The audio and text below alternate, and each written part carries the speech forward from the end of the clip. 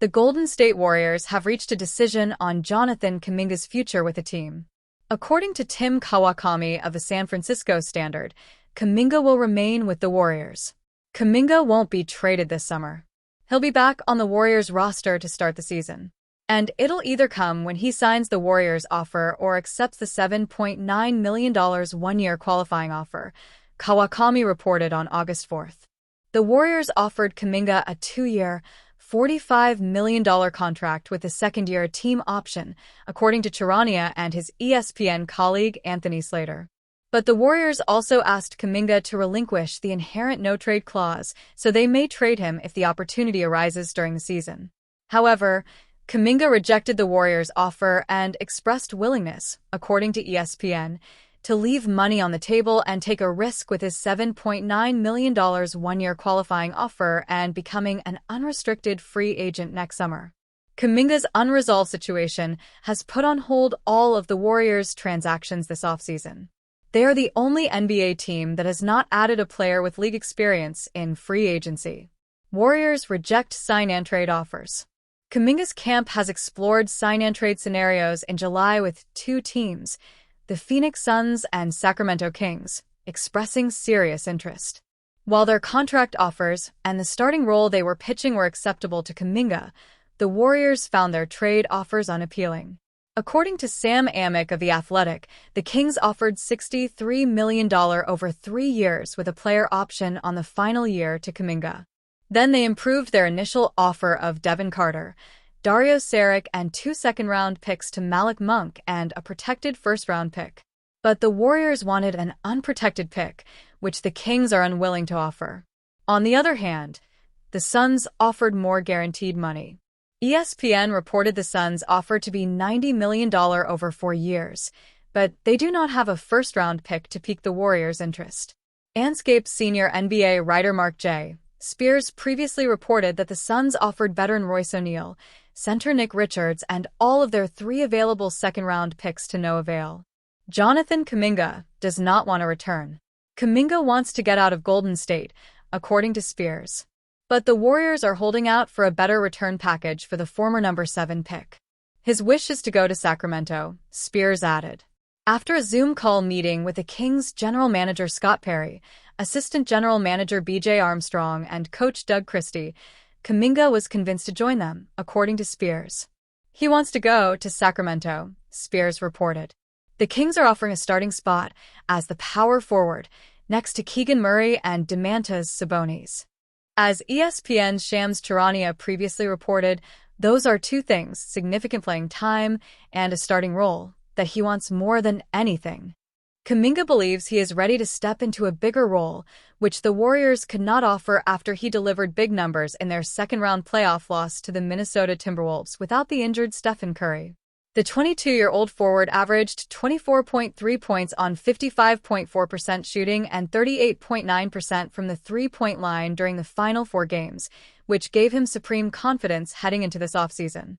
The Golden State Warriors are still in a dilemma with restricted free agent Jonathan Kuminga. The latest reports as of Monday said that Joe Lacob, the Warriors owner, wants and expects Kuminga to be on the team next season because he still believes in the young player. There are also some complications in a sign-and-trade that disinterest the Warriors.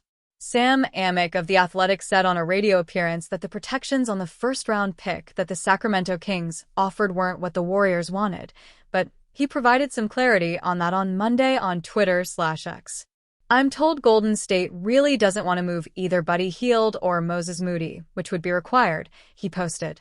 Moody and Hield developed into valuable members of the rotation last season, and because the Warriors are already a fairly thin team, getting rid of 2 rotation players doesn't make sense to them unless it's for the right deal.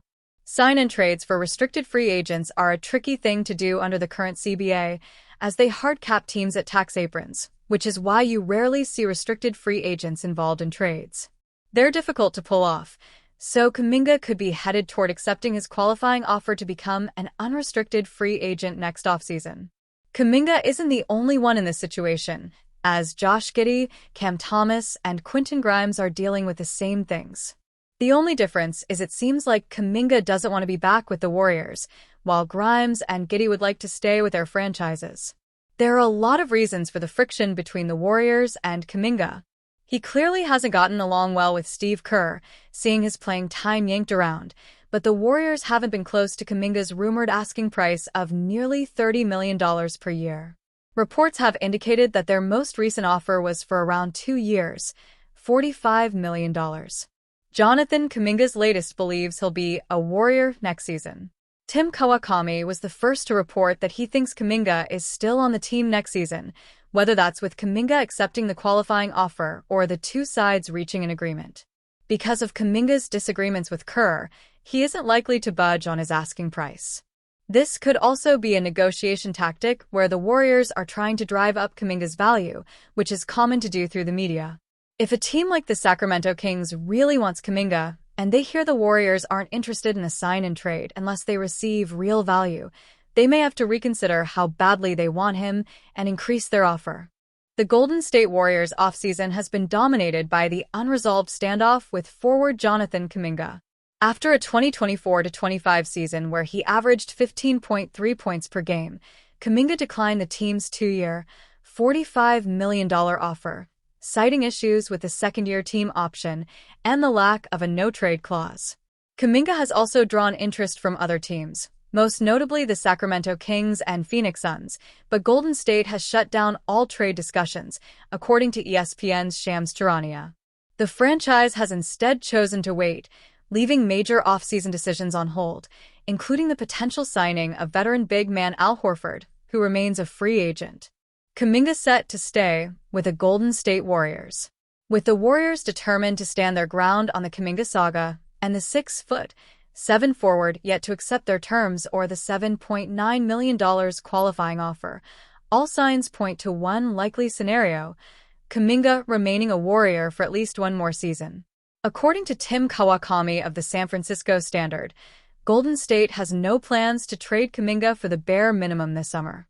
He is expected to return to the Warriors roster, either by signing their current offer or accepting the qualifying offer. The word I got when I checked in with a Warriors source on Sunday: Kuminga won't be traded this summer, Kawakami wrote. He'll be back on the Warriors roster to start the season.